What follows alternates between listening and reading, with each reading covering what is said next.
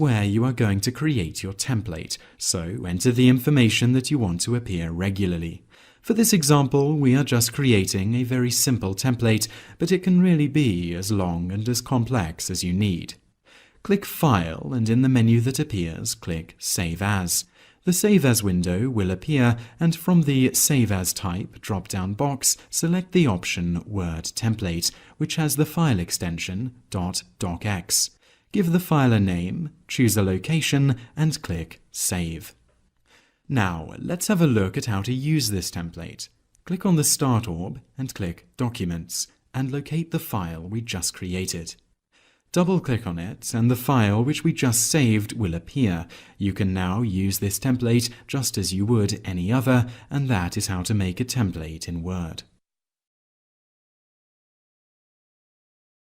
In this tutorial, I'll show you how to use one of the logical functions in Excel, the if statement. And to demonstrate the use of if, I'll use a simple grade book. Let's assume that we have this as a grade book. We have some students in the grade book. We have some things they're going to be graded on. We're going to have a total and average. And then we also want Excel to bring back a letter grade based on the average. And maybe this is your grading scale. 90 to 100 is an A. 80 up to but not including 90 is a B, and so forth. So how could you get Excel to bring back one of these grades based on your grading scale? That's a good application of a if statement, one of the Boolean functions in Excel. So let's see how we'd go about doing that. First, I'm going to add just some sample data here to test our formulas to make sure that they're working properly. So for Emily, I'm just going to put 100 in each one of these items. Most of you know that for total, you can just use equals, sum, and then select the items that you want Excel to sum up. So there are the, I missed one, it should all be through F2, E2 through F2. So E2 through F2 is 400. I can check it real quick here to see that that's working the way that it should. So that's good. For average, another really easy formula is just equals average.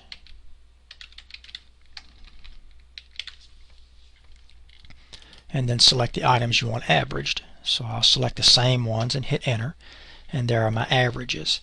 I can test that to make sure that the average formula is working the way that it should. Once I'm happy that those are working, then I can go about putting in the if statement in order to test either average or total in order to return a letter grade or anything else for that matter. So let's use average. Here's my grading scale. How would I go about putting a formula here to bring back one of these letter grades? Well, it's really simple with the if statement. There's lots of applications, and this is just one of the simplest ways for me to sort of demonstrate it.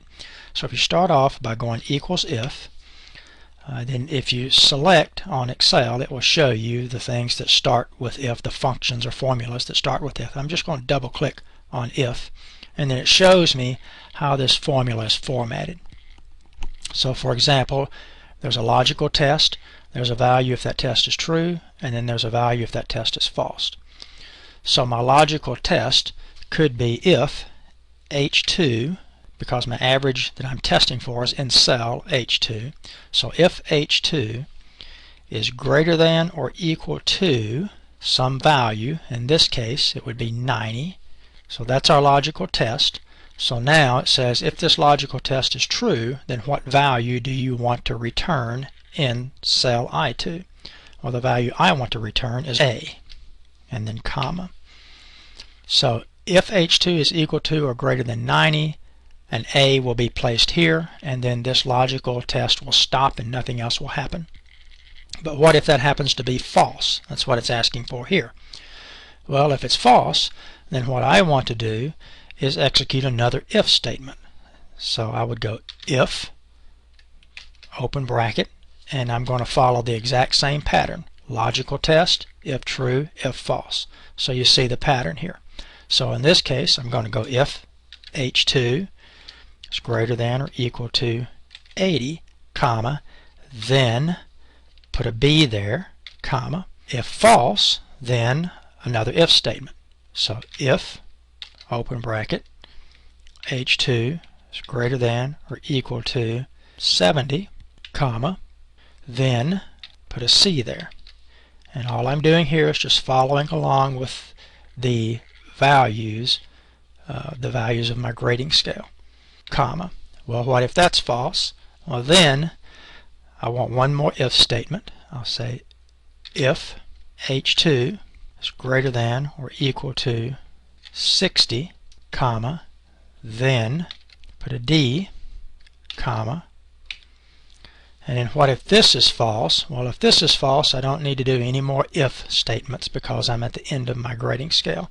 If this is false, then just bring back an F. And that's the end of my logical string. And then I need to put as many closing brackets as I have opening brackets. In this case it's 4, 1, 2, 3, 4, and hit enter. And now my formula should be here in the cell, and if I've entered everything properly, it should work. And I could test it here again by going through and just changing values. 92.5 is still an A,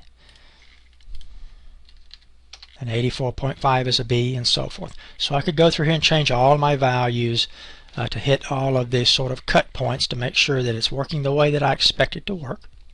And then if that's the case, then I can take that formula and paint it on down to all my other students.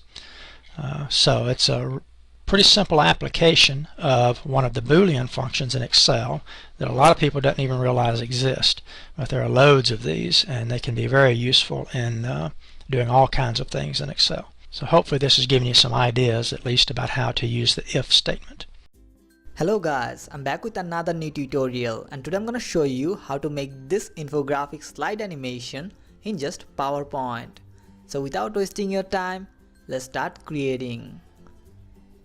Here I've already taken a blank slide.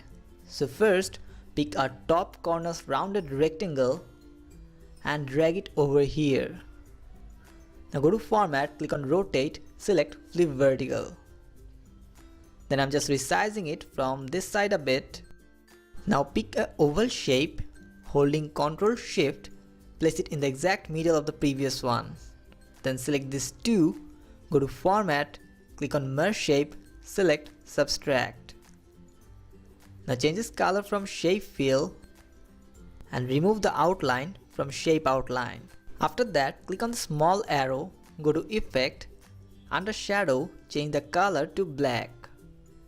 Then set the transparency to 77%, size 107%, blur 10 point, angle 0 degree, distance 0 point. Now close it. Again, we need to pick a top corner rounded rectangle, drag it over here, resize it a bit. Now go to format, click on shape fill, change the color, go to shape outline, make no outline. Then bring it over the previous one, right click on it and send it to back.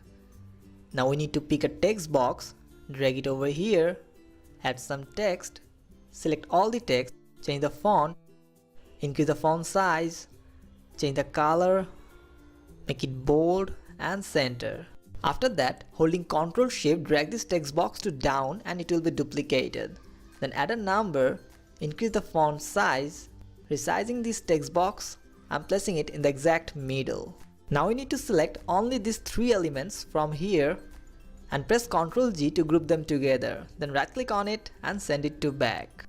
Again pick a text box, place it here, add some header text, then selecting the text, change the font, make it bold, center, change the color so that it matches with the previous shape, place this text box a bit upward, make a copy of it.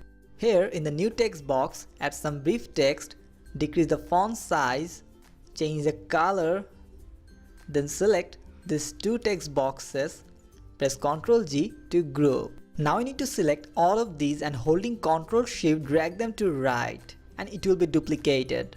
Like this way we have to make two more copy, and then to have some color variation we have to change the color of this upper shape. Just to save your time, I'm doing the rest of the color changing part in fast forward mode. This is a really simple step, you just need to select and change the color. After changing all the colors, we will have something like this. Now we will add some icons. So go to insert, click on picture, and from here I'm taking these 4 icons. Then I'm placing these icons over each rectangle according to their color so that they matches with those rectangle. Now select all of these and place them in the exact middle. Now from our previous slide, I'm just copying these 2 elements and paste over here. This time is for adding the animation. So first select this shape, go to animation, click on add animation. From here select float in and then set the duration 0.50 second. After that select this group of shapes, click on add animation, select float in again, set start after previous, duration 0.50 second and delay 0.25 second. Now select this text box, go to add animation, select zoom and set start after previous. Do the same for this icon, select zoom and set start with previous. Then we have to go for the next one. So select this shape, add float in, set start after previous and duration 0.50 second. Now select this group of shapes, go to add animation again, select float in, set start after previous, duration 0.50 second and delay 0.25 second. Now select this text box, go to add animation, select zoom, set start after previous and do the same for this icon again, select zoom and set start with previous. In this way we can animate the rest of the elements, but I will not do that. I'm gonna use the animation painter tool to copy and paste the animations. So first select this element, click on animation painter to copy the animation and paste it on it. Then select this group of shapes, click on animation painter and paste the animation. Do the same for this text box and for these icons. These are really simple steps. You just need to select the previous animated element, then click on animation painter to copy the animation and paste it on a new element. Here we are done with adding all the animations. Now if you start the slideshow, you can see that all the animations are working perfectly. You can download this template for free. I have given the download link in the video description.